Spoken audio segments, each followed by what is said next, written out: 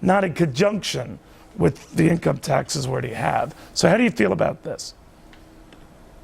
You know, I would agree. If we talk about replacing the income tax with something that's flat, like a VAT tax that applies to everybody, there's nothing wrong with having that discussion. What offends me and millions of Tea Partiers across the country is what you don't hear is talk about cutting spending, talk about removing waste and removing fraud. There are literally hundreds of billions of dollars are being wasted by our government, and we're not talking about cutting these things. All these folks can talk about is how voracious their appetite is to take more money out of our pockets. Jennifer, what if this was all part of an elaborate scheme to make a deal and satisfy folks like you and Mark, that they would postpone, if not eliminate, the planned increase in taxes on the upper income if they got this?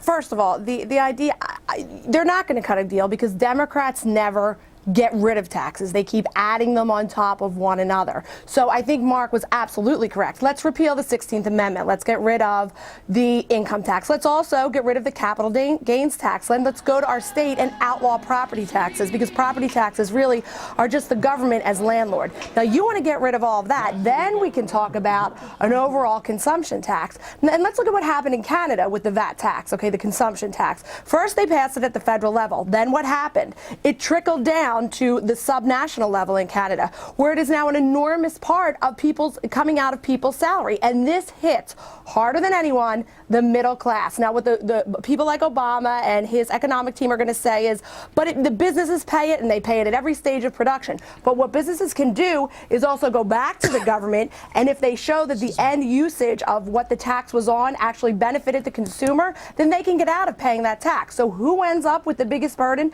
The middle class. And in case the president has forgotten, 17 million of us are unemployed and underemployed right now. He should be focusing on ways to make a free market to help people get back to work by getting the government off our backs and encouraging entrepreneurship and enterprise. And let me tell you something. I hear you, Jennifer. Your point is brilliantly taken.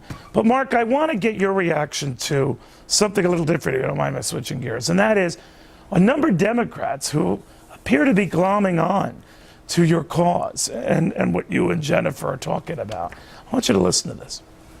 I need you to be excited as the Tea Party people are. Will you help me? Will you get excited? You don't hear people saying anymore deficits don't matter. You don't hear people saying that we can pass enormous expansion of government without paying for it. That's an important change. We may have fallen into a trap of painting the Tea Party as a bunch of extremists because of what a few people say, when in fact they seem to be, normal, ticked off, somewhat conservative Americans. All right, so Mark and Jennifer, congratulations. You're no longer nuts. But Mark, what did you think of that? And I'm hearing that was just some of the sampling. There are plenty more. Well, I think what's going on is they've tried to marginalize us. I mean, these are from the same people, remember, who've called us Nazis and teabaggers and racist and extreme and fringe and violent.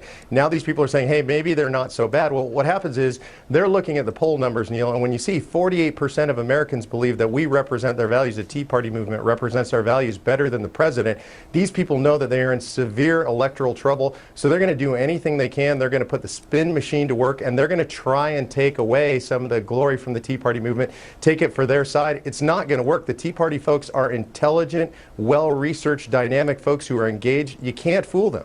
But you know, Jennifer, when you read, remember that story last week in the New York Times?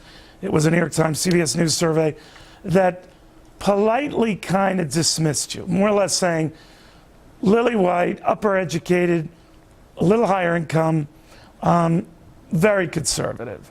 That's it. Right. And I think that's always the goal of the left, to mock and marginalize. And I think what they're finding out, the Pew Research Center just came out with a study. 80% of Americans, 4 out of 5 of us, distrust big government. That same number also believes that bureaucracy, big government bureaucracy, won't solve any of our problems. And 50% of us think government is making life worse. And by the way, it is, in case the president doesn't know that yet. And I think what the Democrats are seeing is that they have gone so far from center right, which is what this country is, have moved so far away from the values that we all right. really can rally around, regardless of political persuasion. Because believe me, in our everyday life, nobody cares if you're a Republican or a Democrat. They care about how you get by, what you believe in. Alrighty. And they are realized they can't marginalize that, because this is the American people. This is it. Jennifer, Okay, Mark, thank you both. I understand. I hear you. Good seeing both of you. Meanwhile, the dust up